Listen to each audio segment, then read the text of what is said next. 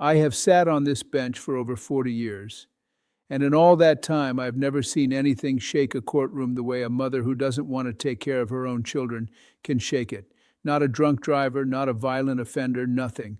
Because when a mother stands in front of me and tells me that her money is her money and her children can figure it out on their own, something inside me goes very still, very quiet, and then very, very loud.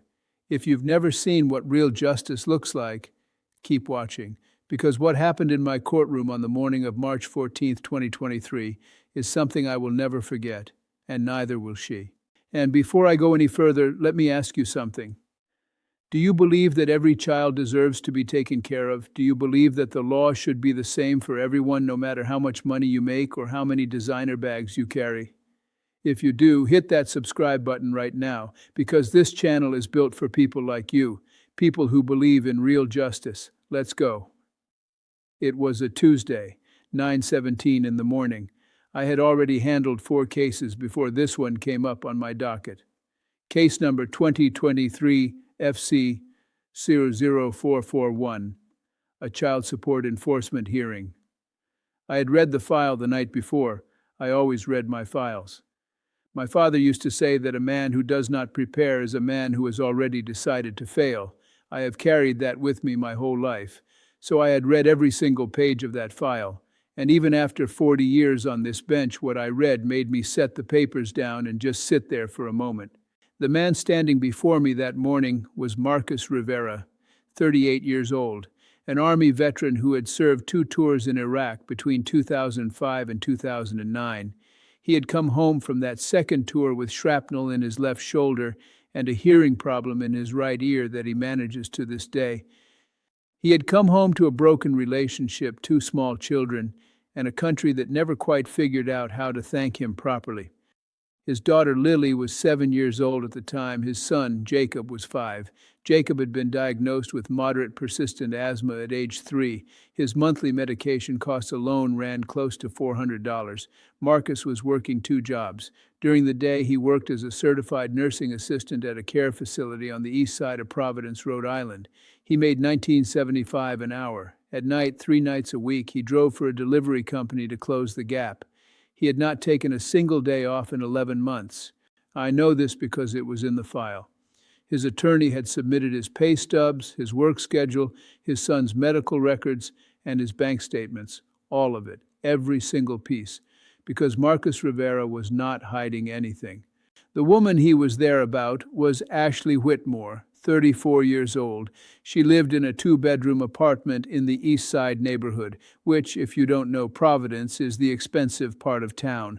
She drove a 2022 BMW 4 Series that she leased for $689 a month. She worked as a senior marketing director for a digital media firm called Bright Path Media Group. Her salary, verified by the court through income disclosure, was $7,400 a year. That comes out to roughly $4,783 a month before taxes. After taxes, take-home was approximately $3,410 a month. The court had previously ordered her to pay $612 a month in child support, based on the Rhode Island Child Support Guidelines. $612 on a $3,410 take-home salary, that is less than 18% of her income. She had not paid a single dollar in 9 months. 9 months, not one payment, not a partial payment, not a, "I'm sorry, I'm struggling, here is something." Nothing, zero. And in those 9 months, Marcus Rivera had borrowed $3,200 from his older sister to keep Jacob's medication stocked. He had let his own car insurance lapse for 2 months because he couldn't afford both the premium and the groceries. His daughter Lily had asked him in October why they couldn't go to her school's fall carnival like all the other kids. He told her they had things to do that day. He didn't tell her that the $5 entry fee was $5 he did not have. I want you to let that sink in for a moment. A man who survived 2 tours in a war zone. A man who literally puts his body on the line every single day to take care of sick elderly people. A man working around the clock for 2 kids who never asked to be born into any of this. And he could not afford $5 for his daughter to go to a fall carnival. Ashley Whitmore walked into my courtroom that morning wearing a Gucci belt bag and camel tan. I noticed it because my clerk pointed it out quietly as Ashley passed her. That bag retails for about $1,200. She was wearing Louis Vuitton loafers. She had a Starbucks cup in her hand, the kind with the customized name and $4 modifier drinks. Her hair was freshly blown out. Her nails were done, long, white tip acrylics. She walked in like she was arriving at a business meeting she didn't particularly want to attend but was confident she could wrap up quickly. Her attorney was a man named Jeffrey Harmon, mid-50s. Good suit. He had a reputation in Providence Family Court for being aggressive and expensive. I had seen him before. He sat down next to Ashley at the respondent's table and immediately began arranging his papers with the particular kind of calm that says, "I have done this before and I am not worried." That calm, I have learned, is often the first thing to go. Now here's something I want you to understand about my courtroom before we go any further. I do not care who you are when you walk through that door. I do not care if your father is a judge, if your grandfather was the mayor, if your purse cost more than my first car. When you are in my courtroom, you are a person before the law, nothing more, nothing less. I have sent wealthy people to jail, and I have dismissed cases against people who came in with nothing. I follow the law and I follow my conscience. And in 40 years, those two things have never been very far apart. You think you already know how this ends. I promise you, you do not. I dare you to keep watching because this case had layers that even I was not fully prepared for when Jeffrey Harmon stood up to make his opening argument. Jeffrey stood and said with a completely straight face that his client was in a period of financial recalibration, that she had taken on significant lifestyle obligations that were affecting her ability to meet the current support order. He mentioned the car lease. He mentioned that she had recently co-signed on a new apartment after relocating for work purposes. He mentioned that she had outstanding personal debt commitments that represented a prior course of financial decisions. I stopped him right there. I said, "Counselor, are you telling me that your client's inability to pay for her children's food and medication is because she has a car payment and a nice apartment?" Jeffrey adjusted his tie. He said, "Your Honor, what I am saying is that the current order does not adequately reflect my client's actual financial position at this time." I looked at Ashley Whitmore. She was looking down at her phone under the table, while her attorney was speaking to me in my courtroom. I said, "Ms. Whitmore." She looked up slowly, not startled, not embarrassed, just mildly inconvenienced. I said, "Would you like to tell me in your own words why you have not made a single child support payment in 9 months? She sighed, actually sighed, like a teenager being asked to clean their room. And then she said, "Your Honor, I have been going through a lot of personal changes. I've had to invest in my professional development. Marketing is a very competitive field, and if I don't keep up with certain standards, I could lose my job." I let the silence sit in the room for a moment. I said, "Ms. Whitmore, your son Jacob has asthma. Do you know how much his monthly medication costs?" She said, I'm sure it's expensive." I said, "It's $400 a month. Do you know who has been paying for that?" She looked at Jeffrey Harmon. He said nothing. She said, "I assume Marcus has been handling it." I said, "Marcus has been borrowing money from his family to handle it, while you bought a $1,200 purse." Jeffrey jumped up and said, "Objection, Your Honor, that is characterizing my client's private purchases in a prejudicial manner." I said, "Sit down, counselor. This is a family court hearing, not a jury trial. I am the fact finder here, and the facts are what they are." And then Marcus Rivera's attorney, a young woman named Donna Ferreira, who had been quietly sitting there with a thick folder in her lap, stood up, and she said, "Your Honor, if I may, I have some additional materials I would like to submit for the court's consideration." I said, "Go ahead, Ms. Ferreira." She walked to my bench and placed a neat stack of printed documents in front of me, and what was on those papers changed the entire temperature of that room. Now I want to pause right here because what I am about to tell you is the part that nobody in that courtroom was ready for. And if you are curious, and I know you are, stay right here with me. But first, drop a comment below and tell me this. Have you ever known someone who could afford designer clothes but couldn't make time to take care of their own kids? Tell me in the comments. I want to hear from you. Because I hear from people like Marcus every single week, and I want this community to know that they are not alone. The documents that Dana Ferreira placed on my bench were printouts from Ashley Whitmore's Instagram account. The account was public. Anyone could see it. The username was 8Ashley Whitmore Life. And the post told a story that was very different from the one Jeffrey Harmon had just finished telling me. In October of 2022, 2 months after the child support payments were supposed to begin, Ashley had posted a photo from a resort in Scottsdale, Arizona. The caption read, "Finally investing in me. No apologies, no explanations. Healing era." She was holding a poolside cocktail and wearing a resort-branded robe. She had tagged the hotel, the Boulders Resort and Spa. I looked it up later. Rates start at $550 a night. In November, there was a post of a Christmas shopping haul, multiple designer bags laid out on a white marble countertop. She had captioned it, "Treating myself because I worked hard for this, not apologizing for living my best life." There were replies in the comments from friends saying things like, "You deserve it all, Queen." In December, there was a post of her at a private dinner event. Champagne glasses, tablecloths, the kind of restaurant where they fold your napkin when you stand up to use the bathroom. She had tagged 3 other women and captioned it, "Holiday dinner with my girls, the real family I chose." The real family she chose. I read that caption twice, and then Dana Ferreira said, "Your Honor, there is one more thing." She held up a second stack of papers. In January of this year, Ms. Whitmore posted a TikTok video on her account. It has since been screenshotted and preserved. In the video, she is speaking directly to her followers. She says, and I am quoting directly, "So my ex is trying to get child support from me because apparently men are allowed to do that now. I make my own money, I built my own career, and some judge is going to tell me where my paycheck goes? I don't think so. The courts can try whatever they want. I'm not paying." The courtroom went completely still. Jeffrey Harmon visibly stiffened in his seat. He leaned over and began whispering furiously to Ashley. She crossed her arms and looked at the ceiling. I let the silence breathe.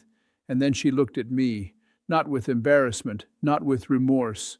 She looked at me and she said, "Your Honor, with all due respect, I said that before I had proper legal counsel. I was venting. It was just a TikTok." I said, "Ms. Whitmore, it was a public declaration that you intended to defy a court order. That is not venting, that is contempt." And then she said something that I have thought about almost every day since. She looked at me with those manicured nails folded on the table and she said, "Your Honor, I just feel like this court doesn't really understand what it's like to be a modern professional woman in my position. The child support system was built for a different era. Someone your age might not see that. Someone your age. I have been on this bench for 43 years. I have heard defendants try to embarrass me, intimidate me, flatter me, and confuse me. I have heard it all. But in 43 years, I do not think anyone has ever tried to dismiss me and the law I represent by suggesting that I was simply too old to understand modern life. I want to be clear. I was not angry. I was not hurt. I was simply finished. I said, "Ms. Whitmore, I am 72 years old. I have seen every version of this argument walk through this door, and it never ends well for the person making it." I turned to my clerk and I said, "Pull the full income and asset file again, please." And that's when the second layer of this case opened up, like a second door in a room you thought only had one. If you are still watching at this point, you are exactly the kind of person this community is built for. Thank you for being here. Like this video right now and tell the algorithm that justice matters. Because stories like Marcus Rivera's need to be heard, and people like Ashley Whitmore need to know that the courtroom sees everything. Dana Ferreira stood up again. She said, "Your Honor, with the court's permission, I also want to bring to your attention a recent development that came to our knowledge last week." I nodded. She said, "Ms. Whitmore was recently promoted at Bright Path Media Group. Her new title is Vice President of Brand Strategy. The promotion came with a salary increase. We obtained a verified copy of her new employment offer letter through Discovery. Her current annual salary is not $7,400. Jeffrey Harmon was on his feet immediately. "Objection. Your Honor, that information was not properly disclosed under the timeline of this proceeding." Dana Ferreira held up the document and walked it to my bench without even blinking. She said, "The offer letter is dated February 2nd, 2023, 40 days ago. The income disclosure Ms. Whitmore's counsel submitted to this court was filed on February 15th, 13 days after this letter was signed. I looked at the document. It was clean, official letterhead, signatures, numbers. Ashley Whitmore's new annual salary, effective February 1st, 2023, was $84,500. She had submitted an income disclosure to this court that was already 13 days out of date at the time of filing. She had listed her income as $50,400 and never disclosed the promotion. I looked at Jeffrey Harmon. His jaw was working very slowly. I said, "Counselor, did you know about this?" He paused for what felt like a very long time, and then he said, "Your Honor, I was working from the information my client provided to me." I looked at Ashley Whitmore. She was very still. The arrogance had drained from her face the same way water drains from a bathtub, fast and then slow and then just a hollow, quiet thing left behind. I said, "Ms. Whitmore, you submitted a false income disclosure to this court." She said nothing. I said, "That is not a TikTok video. That is not a lifestyle post. That is fraud committed against this court, and it is also fraud committed against your children." And that was the moment the door at the back of my courtroom opened. I heard it before I saw who it was. The bailiff, Officer Campos, badge number 7741, was escorting a man to the front of the room. I recognized him. It was Richard Whitmore, Ashley's father, a retired family court judge from Cranston. He had served on the bench for nearly 20 years before retiring in 2018. I had known Richard Whitmore for a long time. He had not been called by either side. He had come on his own. He sat in the gallery in the front row, and he did not look at his daughter. He looked at me. I acknowledged him with a nod, and I looked at Ashley one more time. And this time, for the first time all morning, she was not looking at her phone or at the ceiling or at the door. She was looking at her father. He gave her nothing, no reassurance, no nod, no small, quiet signal that said, "I am here to help you." He simply sat there, and the look on his face was one I recognized. Not anger, not embarrassment, something heavier than both. It was grief, the grief of a parent who knows their child has become someone they did not raise. I have a son. I have daughters. I understand that grief. I cleared my throat and I began. I said, "Ms. Whitmore, here's what I see in front of me today. I see a woman with a healthy income, a comfortable lifestyle, and every ability to support her children who chose not to. I see a woman who went on vacation to a 5-star resort while her son ran low on his asthma medication. I see a woman who posted videos mocking this court's authority while a decorated veteran worked 2 jobs to keep the lights on for babies that belong to both of you. And I see a woman who submitted a fraudulent income disclosure to this court in an attempt to reduce her obligations." I paused. I said, "And I see 2 children, Lily, 7 years old, Jacob, 5, with asthma, who did not ask for any of this, who just need someone to show up for them." I picked up my pen. I said, "Here is my ruling. Effective immediately, Ms. Whitmore's child support obligation will be recalculated based on her actual current salary of $84,500 per year. The new monthly obligation under Rhode Island guidelines is $1,147 per month." Jeffrey Harmon said, "Your Honor." I said, "I am not finished." He sat back down. I said, "For the 9 months of missed payments at the original rate of $612 per month, the total arrears are $5,580. You will pay that in full within 30 days. I said, "For the submission of a fraudulent income disclosure to this court, I am referring this matter to the Rhode Island Office of the Attorney General for review under RIGL Section 15.525, which governs false statements in family court proceedings. That is a matter that may carry additional legal consequences beyond this courtroom." Ashley's eyes widened. It was the first real, unguarded expression I had seen from her all morning. I said, "Furthermore, because I believe in the principle that we should understand the lives of the people we affect, I am ordering 80 hours of community service. That community service will be served at the Cranston Veterans Transitional Housing Program, where you will work alongside men and women who gave years of their lives to this country and came home to struggle. You will do the work they need done, laundry, meals, cleaning, whatever they ask of you, and you will do it in the same hours that Marcus Rivera is working his second job." I set my pen down. I said, "And Ms. Whitmore, one more thing. That TikTok video, the one where you said the courts can try whatever they want. Consider this my answer." The courtroom was completely silent for about 3 full seconds, and then Marcus Rivera, sitting at the other table, put his face in his hands.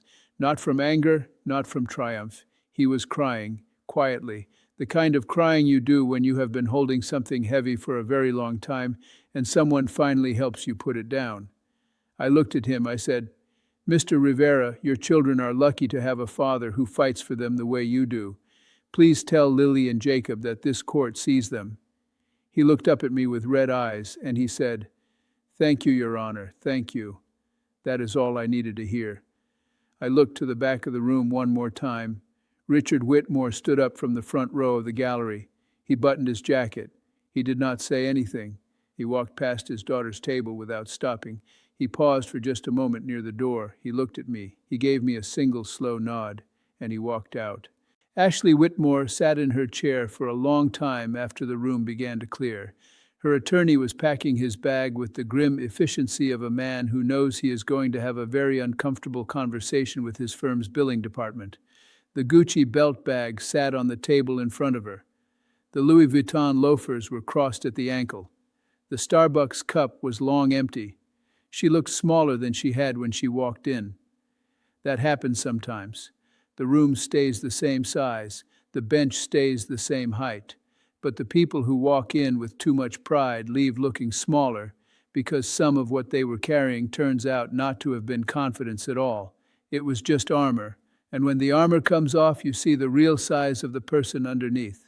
I am not a cruel man. I do not take pleasure in hard sentences. Every time I order something that is going to hurt someone, some small part of me feels the weight of that. My father was a man of deep faith, and he always told me that justice is not revenge. Justice is restoration. You are not trying to punish the bad person. You are trying to restore something to the person who was wronged. Sometimes that restoration takes a hard sentence, and sometimes when you are dealing with a woman who took advantage of a veteran father and 2 small children while posting vacation photos and mocking a court order, a hard sentence is exactly what restoration looks like. Lily and Jacob Rivera deserved better. Jacob deserved his medication without his father needing to borrow money. Lily deserved her $5 to go to the fall carnival, and Marcus Rivera deserved to know that the country he fought for still had a system that would fight back for him. That is what I try to do every single day I put on this robe. I try to be that system. I try to be the moment where things get corrected, not perfectly, not completely, but meaningfully, with real consequences and real accountability and real recognition for the people who have been carrying the weight. I have been doing this for 43 years, and I still believe with everything in me that no one is above the law, not the wealthy, not the connected, not the well-dressed, not the social media famous, not the child of a retired judge. No one. The law is the floor we all stand on together, and when someone tries to lift their feet off that floor and float above it, my job is to bring them back down. I did my job that day, and I will keep doing it for as long as I am able to walk into that courtroom. If this story moved you, if you found yourself rooting for Marcus and those 2 kids, then you are exactly why I tell these stories. Thank you for watching all the way to the end. That means something to me. From the bottom of my heart, thank you. If you want to see more cases like this one where real justice actually wins, click on the video showing right now on your screen. I promise you the next one is going to make your jaw drop. See you there.